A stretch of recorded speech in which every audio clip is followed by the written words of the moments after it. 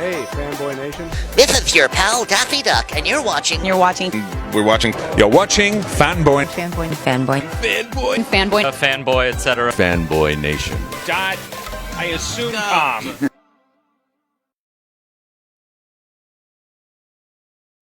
Sometimes you wake up early in the morning and the price you got to pay for waking up the sleeping giant isn't always beneficial, but today we're going to make it happen.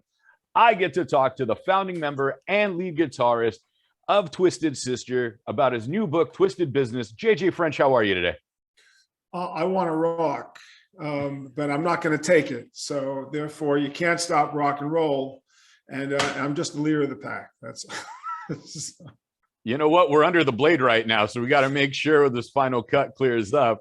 And we got all the puns out of the way, man. Okay.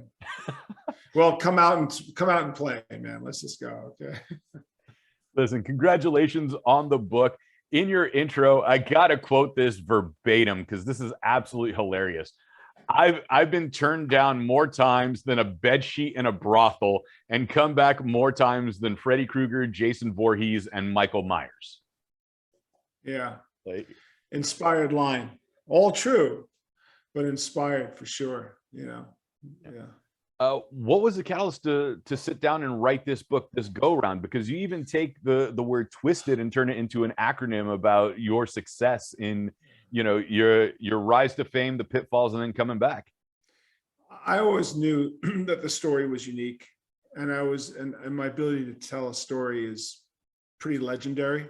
So it was about time I could put it down on paper, and I tried many times. Starting probably 35 years ago with my cousin, we started the first version of it that, of course, never went anywhere. And then, but I'm glad it didn't, because there was so much more in the next 35 years, you know, so that was important. And then fits and starts before I finally teamed up with my writer, Steve Farber, who's a good friend and a mentor of mine. And Steve is an accomplished author on his own. So it was good to have somebody who's a pro at this, even though I'm a professional writer. It's hard to edit yourself. You know, it's hard to stop yourself. And so I wanted someone who could say, this is important, this isn't that important, this is important, this, and kind of, if it was me, it would be 19 volumes and 100,000 pages. And he got it down to a concise 240. So that's an incredible testament to his abilities. Well, listen, man, if I haven't been a fan of the band my whole life and I just randomly saw this book and go, man, these guys are full of it. Nobody lives like that. And here we go. No, you guys really lived it. You guys really rocked out. You know, I've seen a bunch of the documentaries and everything else that you guys have been through. Like, life has been a major roller coaster for you. But the important question that I have to ask for myself is, how does the son of a jeweler and a political activist sit there and go, you know what, I'm going to pick up a guitar and rock out? Well, I guess you could say to John Lennon, how's the son of a sailor, you know, or you know, sometimes what your parents do has an impact. In my case, my parents musically didn't. My brother did. My brother played guitar, 10 years older than me. He was 10 years older than me. So when I was 10, he was 20. And I liked watching him play. And I wanted to do something. I said, I'm going to be better than you at something. It was just one of those, you know, statements. You know, I was an older brother who's been nothing but a pain in the ass. So that was the impetus to start it. And then being in New York at the right place at the right time, born in the right year, certainly didn't hurt. You know, to be born in 52 and to live through the hippie culture of 67 to 72 and all of that has become legendary, and lustfully reminiscing amongst the younger people who want to know what it was like to see all this stuff, you know, that we could see, especially in New York City or Chicago or LA or San Francisco, you know, on a weekly basis. It wasn't a special thing to walk down the street and see Jimi Hendrix play in the theater, or a special thing to see Zeppelin. That was just the way it was every weekend. You know, in the summers, you saw them in Central Park. The energy and dynamics of all of it, you know, plus add in the political turmoil of the 60s. And if you're in New York City, you're involved in the political turmoil of the 60s. You add the drug culture, the rock culture, the political culture, being right at that nexus point. And, it's a story that would resonate with many people, who grew up in it, but it was also a time that was important to document. Right. And speaking of drug culture, in one of the pages on the book, I think leading into chapter 2, you sat there and said, from selling cookies and dealing drugs, I understood business and making deals way more than Mel Starr is referring to, and the other guys in the band understood in the beginning. So like even just being around the street environment, that also has to influence the business aspect of who you were. Well, my father was a jewelry salesman, and the pace of New York as an energy center, in the jewelry district as an energy center, not to mention that the music district was 1 block away, 48th Street, which was the epicenter of everything that was all the rock and roll music stores. That was a very fast-paced, crazy hustle, high energy life, and if that's a pace that you're comfortable with, then you're pretty much comfortable anywhere in the world. So you grow up in that world, and then you add on top of that the drugs and the drug dealing that went on in that world, and the street hustling that went on with that world. And then you look at, in Amsterdam in 1971, that was the city of Amsterdam in Holland was the epicenter of the drug culture of youth in 71. So I morphed and traveled into those circles as a bullseye effect. And so here's what happens. You either come out of it dead or you come out of it smarter. I came out of it smarter, but a lot of my friends didn't. Well, I'm sorry about the loss of your friends, but I'm glad that you're here because we got to rock out with you growing up. And now here you are, presenting your life story for the world to play catch up. Yeah, well, thank you. Thank you for that. But the story of the band then was a rolling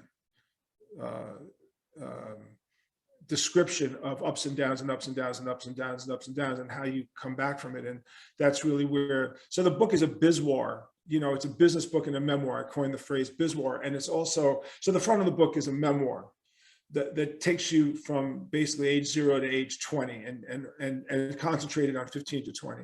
And then from 20 on, it becomes essentially a business book in which I take the letters twisted, TWISTED, and make the acronym, and turn it into a meaningful lesson building exercise in which I explain exactly how those letters, which mean things. So it's TWISTED, tenacity, wisdom, inspiration, stability, trust, and excellence and discipline. And I take you through the 7 steps and explain why we made it. Now, most people assume rock bands succeed because sex, drugs, rock and roll, fairy dust, you make some sort of a deal with the devil and become famous, and all of a sudden you're hip. And of course, nothing is farther from the truth. And while every band does have a story to tell, which is true, everyone's got a unique way of putting it, I don't think anyone's story is more compelling than ours, because our gestation period where it took us to develop took so long. The Beatles, for all of their hype, working in the Rathskeller's of Germany, that was just 2 years. I mean, the Rolling Stones were a house band in England for a year or two before they got signed. Most of these bands, had a year or two in the trenches. We had 10 years in the trenches before we were signed. And that is a world that very few people understand or had any idea what that meant. And the lessons learned in that 10 years basically foretold where the things were going to go with the band. Right. You even make mention of that in the book where you're fighting with Doug. I can't remember his last name off the top of my head, but was head of your record label. Doug Morris. Yeah. Doug Morris. Yeah. At Atlantic. And he's like, fine, we'll finally push you guys because you gave him that, like, see, I told you I was right attitude. Like you sold out Florida, you sold out the entire Eastern Seaboard, everything else. Why aren't we being pushed to the moon and back? And it's like, all right, I'll just give you an MTV deal. And you're like, what the hell's MTV? But nobody knew what MTV was at the time. Yeah, well, it sounds naive. What it was we wound up getting signed to the Atlantic Records against the wishes of the president of the American label. Got signed in England by the president of the English label. The American label really didn't want anything to do with this. So they did nothing to promote You Can't Stop Rock and Roll, which was the album that we released as the first album from Atlantic. But we had a hit single in England, so we had a lot of success there. We come back to New York, it's basically, so what? You mean nothing here. So we spent a year touring on our own dime, basically. Not only that, but the record went over budget by $4,500 and they made us pay them back.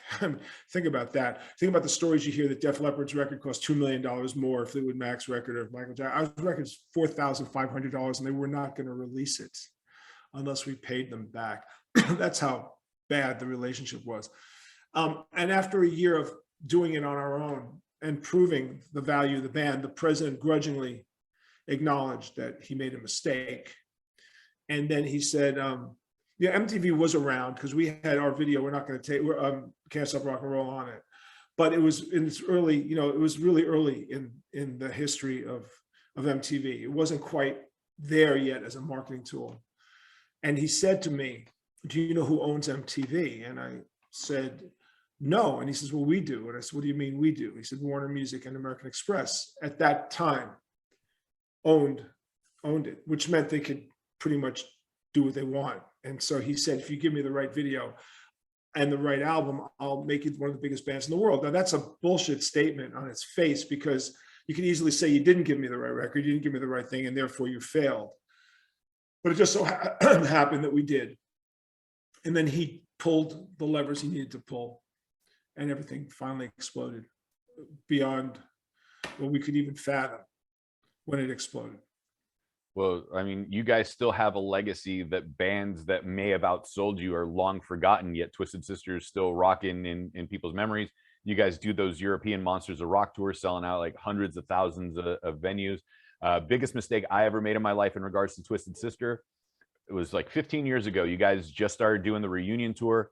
You were playing House of Blues. My buddy wouldn't shut up about you guys for a little while because I got him into you. And I was like, "Dude, they're playing House of Blues." He's like, "All right," and totally blew me off. And it was one of those times where you didn't want to go to a concert by yourself. And so my other buddy's like, "Hey, we're doing the Christmas boat cruise thing in the harbor. You want to go?" I was like, "Yeah, sure." The minute we pushed off the dock, my other buddy calls me up and goes, "Hey, did you know Twisted Sister is playing at the House of Blues tonight?" And I just started cursing him out. Well, sorry about that one. No, it's my fault, man. I should have gone. Yeah, that was really cool. I think we did the Christmas show back at that. That's the one it was, yeah. And that was a monumental record. Everybody thought we were crazy. All these bands, everyone said they are nuts, no one's going to buy it. It turned out to be a gigantic hit, and we knew it was going to be, because we were smart about it. First of all, we're not going to take it and "Come All Ye Faithful" is the same song, so all we had to do was transfer one into the other. It was pretty funny how that worked. And then it sold extraordinarily well in the US and Europe, and established the fact that every metal band has a Christmas song now. Everyone comes up with some stupid Christmas song, but we took the most popular ones and redid them. So, because when we did the show, we wanted to make sure you could all sing along. Well, all the Christmas songs. So when the other thing that was smart about that was that we knew that streaming, even though it was in the early days of that, or downloads, people don't give a download for Christmas. They give a real record or a CD. So we knew that it was going to sell really well. And we had a great time. We had a great time doing it. The funny thing about that is that it's every song's in the public domain, so you don't have to worry about royalty rights. Well, many of them, not all, but that was the record label's issue, not necessarily ours, but we saw a hell of a lot of time. But the thing is that that album came out 30 years after the band essentially has been together, so we were much more savvy on how to do deals. We knew how to make a good record inexpensively. If you think about how much Stay Hungry cost and how much Come Out and Play cost, there were multiple hundreds of $1,000 records, multiple.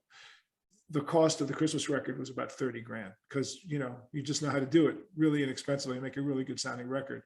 And that's another benefit of experience. Well, there's so much that goes into your career, and now the business mindset of it, and your dad having been a businessman as well obviously helps steer a little bit, because you've seen some of the ups and downs that he went through as a jeweler. One thing I've noticed, whether it's music or education or everything else that goes along in this world, we've kind of lost that tenacity. We've lost that drive. We've kind of all become yes men as a society, or I don't want to offend anybody or anything of that sort. But you guys offended the world at one point, and even your own record label, to sit there and go, "You know what, screw you guys." I mean, even with the thing in Congress putting those stickers on, D goes in and calls Tipper Gore a pervert. So, well, I think that entrepreneurs don't change. successful entrepreneurs do that. Otherwise, you're not successful. I mean, you can't be so politically correct that you cannot define your success. I mean, there's only two reasons why you become an entrepreneur. You become an entrepreneur to either expose the world to an idea that no one else has thought of, and that you will do anything in the world to get it out there. You'll take every risk that you could possibly take in order to show this thing that no one else has seen. Or you take something that's an existing model and you improve on it. In our case, when Twisted Sister started, there was 1 million rock bands before Twisted Sister, but I had seen the New York Dolls, and I wanted to improve upon that model. That model looked good, it just didn't sound good. And so I thought if you had a band that could look like that and could actually play, that would be a benefit, So we did that. But if you look at Kiss, those guys are very focused. They knew. Gene and Paul knew. They didn't know, of course, ultimately how big it would ultimately get, but they knew. And so the smart guys. So there's a difference between the East Coast and West Coast dynamic of the music industry. A lot of the West Coast bands are like, hey man, hey dude, hey. Like when we got out there, I found it to be really a very strange. Number one, we were not drinking and doing drugs, so we didn't socialize with them. We had really nothing in common with them. And also we were older than they were. But their work ethic and our work ethic were very, very different. But our work ethic, Kiss's work ethic, is just balls to the wall. Like you just push 110% at all times. That's the training that we had as professionals.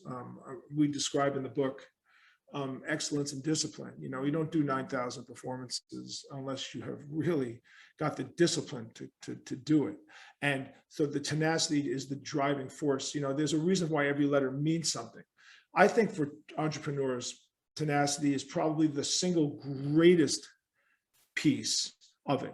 But without wisdom, without inspiration, without stability, without trust, without excellence and discipline, you have nothing else. But you do need the tenacity. So if you're going to get in the entertainment business, especially the entertainment business, which is a what have you done for me lately business, you're in the wrong business, because it's one where you reinvent yourself over and over and over again. And so the book essentially is this Bizoir, but the twisted method of reinvention is what it's about. And I give you tools, real tools, based upon what really happened to the band, and take you through a step by step by step, what happened, how we reacted to it, what our solution was, and how that solution was applied ultimately, and what the end result of that solution was. Well, taking the S from the twisted acronym stability, how do we find stability, especially now with the world having closed itself off for 1.5 years, almost 2 years now, and then looking to not only be financially stable, but emotionally and spiritually stable on top of it? Well, congratulations for asking me a question that nobody has asked me in the hundreds of these podcasts that I have done now. So that's a very good question. I'm going to tell you this as an answer. If you're confronted with these issues, you will more or less either solve them or crumble up and die. So it's not so much that I can tell you how to answer that question, as I will tell you that if I was 20 years old and had to answer that question, I would figure out an answer to that question. I don't have to right now, because my life has, because we live a model that's the end result of the answers to all of those questions early on. So we exist because of our music's licensing division is huge, and we're not going to take it. I Want to Rock, or in movies and commercials, and that's one of the last bastions of old school money that still exists in the music industry. We did not have to go out and tour, so we were not devastated by a lack of touring, for example, that devastated all my friends, whether they were in Whitesnake or Lynyrd Skynyrd, or the Cars or whatever. Like, they just devastated all those bands. We didn't have to. We were not subjected to that devastation, and if we had been, our answer would have been reflecting on what was necessary at the time. So it's not so much that the answer is universal as it is the old adage that crisis does not create character, it exposes character. The solutions come to you if you're smart enough. Because you know why? Somebody always succeeds. Someone always does. Maybe the majority don't, but someone always does. So if you are in a business and you're trying to succeed and you are not having much luck succeeding, you just have to keep your eye looking around the playing field on who is succeeding. And if they're doing a little bit better than you, enough where you can reach it and understand it. Forget being Apple and having $1 trillion. Just to say, you just look at the guy who's a couple levels above you. Well, that's what we used to do in the band. We used to look at other bands that were making more money than us, just a little bit, and why are they making more money than us? What exactly are they doing? Maybe we're missing something here. And we would go and watch them and figure it out. And that's what you do. You kind of have to, before you're the Beatles, you got to be better than the band next door. And that's observational, and that's smarts. And you have to use those key tools to make it and to understand it, and then to emulate it, and then move on. And eventually what will happen is you will build on your own success, because success breeds success, confidence breeds confidence. You move forward, and eventually you will write your own rules as they go on. But that's what you have to do. You have to observe your playing field, and a lot of people don't, and most people don't, which is why most people are not successful as entrepreneurs. If everybody was successful, if everyone did it, there'd be no self-help books on entrepreneurship. And no, the world only allows X amount of people to succeed in any different thing. It's like a giant pyramid scheme. You just have to be smarter in application, but you have to be aware of your surroundings. I dig it, man. Like, you mentioned Paul and Gene briefly. I'd interviewed them when they had their football team, and they went so far as condoms and lunchboxes and coffins and everything else. Is Twisted Sister eventually going to get like those cigars, the 3 like cigars that are twisted together, and start marketing that as well? We look at certain. I think you just have to look at each one and say, does it matter to the brand? And I'm not going to criticize somebody else's decisions. You know why? The marketplace tells you if you made a mistake or not. The marketplace thinks if you've done a disservice to your brand, they'll tell you. So that's not, we take it one piece at a time. Right now, I'm happy to say that our music is the most recognized and licensed music of the 80s metal band. So you may not know the name Twisted Sister, and a 10-year-old kid may not know the name Twisted Sister. But if you sing, "We're Not Going to Take It," the kid's going to sing, "We're Not Going to Take It." You want to sing, "I Want to Rock," the kid's going to sing, "I Want to Rock." And that is something that most bands can't even say. And we're very proud to be able to be in that position. All right. So then sorry, I'm going to have to play the pun game one more time, but we've talked about tenacity, wisdom, stability. We're going to talk about inspiration in a second. But to play off a record name, how do we stay hungry once we've made it? That's another great challenge. Because again, this business that we're in, the entertainment business, is the toughest business when it comes to reinvention. This is a "what have you done for me lately" business. Truly is a "what have you done for me lately" business. You can't sit on your laurels in this business, because the minute you have a hit record, the first question that somebody like you says is, "So what's your next project, JJ?" And I go, "Excuse me, can I just enjoy this last one for 5 minutes?" So we made a couple of mistakes. Without a doubt. Come Out and Play, the lead single was Leader of the Pack. That was wrong. It should have been Fire Still Burns. And we should have probably not even recorded Leader of the Pack, or if we did, just not release it as a single, and we could have built upon it. But there was a great deal of pressure coming in. Now the thing is, the pressure came on and built very heavily, and then took the band down. It took it down. And if you would have interviewed me in 1988, when the whole thing imploded, and Dee and I had to file for bankruptcy, I may have had a different answer for you. But because time does what time does and allows you to reflect on even the biggest mistakes you made. When we came back in 2001 to play the benefit for the New York Steel, which then led to the world knowing the band was back, we took advantage of every single opportunity to exploit the band for the next 14 years. So the band's reunion was only supposed to last 2 years, and it lasted 14, and we wound up playing the world's biggest shows. And we released a Christmas record that was a giant hit, and our licensing division exploded. So the lessons that we learned from the devastation of eventually Love Is for Suckers and for Come Out and Play was monumental, which is why I quote Joe Louis, the boxer, in the book when he describes what it's like to get knocked down. And he said, when you get knocked down, you can't get up so fast that nobody didn't know you got knocked down to take the 10 count. And it takes a bit of time to come back from devastation. It does. And you need to reflect, you need to mourn it. First of all, it sucks. So you need to mourn it. You need to reflect on it. And when I say reflect on it, you need to acknowledge that maybe you did screw up. Maybe you did suck. A lot of people, a lot of bands, they go, "We don't suck, we're great." But just because someone says you suck doesn't mean you don't suck. You may very well suck, but you better learn why you sucked. And then you better be self-reflective and be smart about it. And we did. So when we retooled and reapplied the band in 2003, we did it for the long haul, and we had an enormously successful return. So that was the proof that we were able to take these tools, put them into process, to actually put them into a working formula and to push forward. You mentioned Joe Louis and quoting that, and here we are 80 years later with Tyson Fury and the Wilder rematch and the rubber match. And the minute he wins the title, or keeps the title, they sat there and like, what's next? Are you going to fight in London? Would it be better for a London crowd? He's like, and his manager comes up, he's like, can we wait the 10 minutes like you just said? Bingo. He just won the fight. He got knocked down twice. Twice. Yeah. Like, it's so typical. It's so typical of this business. And that's why you have to reinvent yourself all your life anyway. I mean, think about this. Think about when you used to go to school. Every September, first day of school, you wore new clothes. You said, this year is going to be different. This year, I'm going to be different. So you reinvent yourself every year in school. You reinvent yourself in college. You reinvent yourself on your first job interview. You reinvent yourself when you meet your soon-to-be partner. It's always a reinvention stage. I'm trying to tell people you need to be more aware of it, especially in business, that the success level in business has to do with reinvention. And that's the key. One thing I do want to ask, when everything fell apart and you guys filed for bankruptcy in '88, I know you have a daughter. I believe she's an artist as well, correct? No. Oh, she's not. No, absolutely not. Thankfully, no. Okay, because there was another lady with your daughter's name, and I saw her on Instagram that was an artist. No, not her.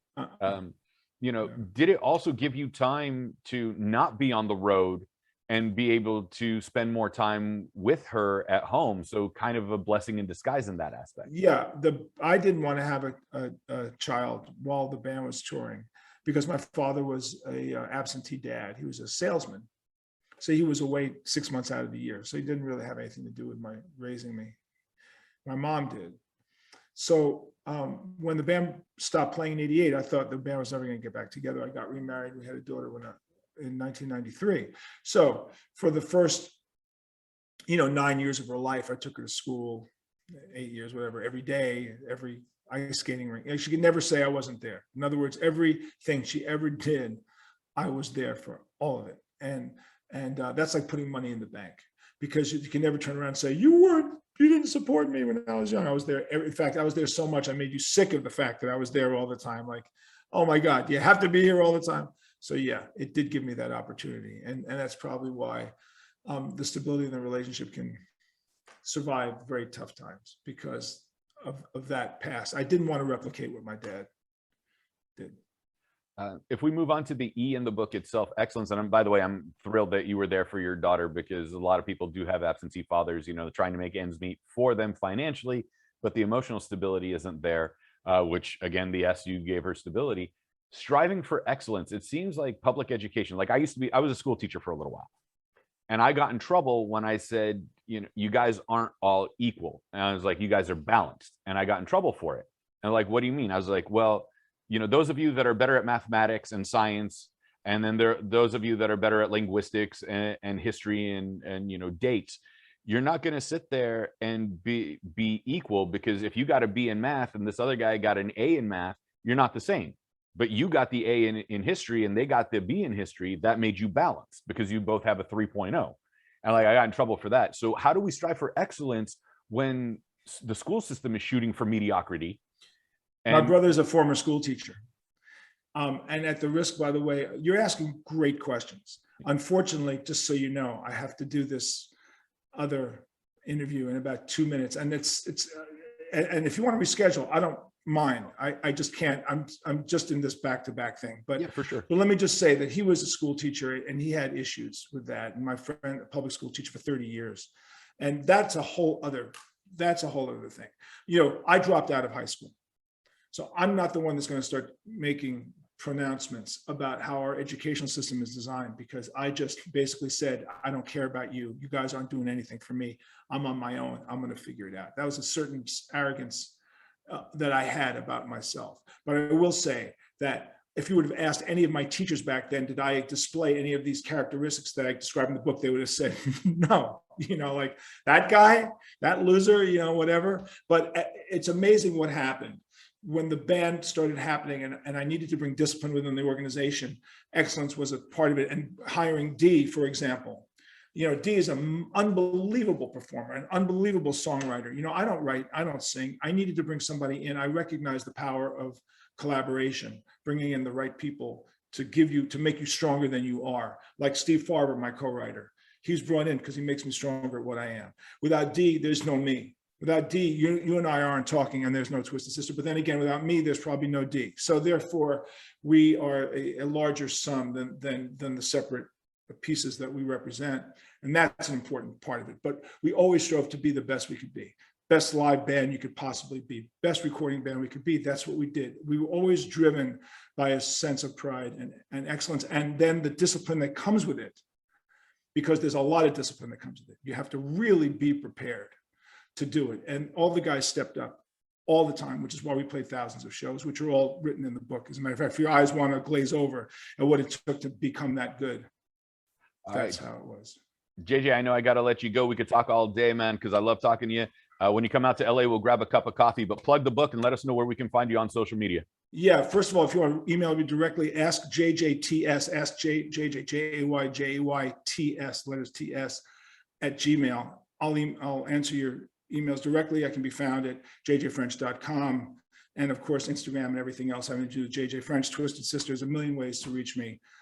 That's just the way it is. So the book is available on Amazon. It's Twisted Business, Lessons from My Life in Rock and Roll. Amazon booksellers around the world. Also, Twisted's coming out with the double album for the Christmas season on vinyl, Greatest Hits Live and Greatest Hits in the Studio, and make a wonderful Christmas gift. So get that, get the book, have a really safe holiday, and thank you for your time. I appreciate it.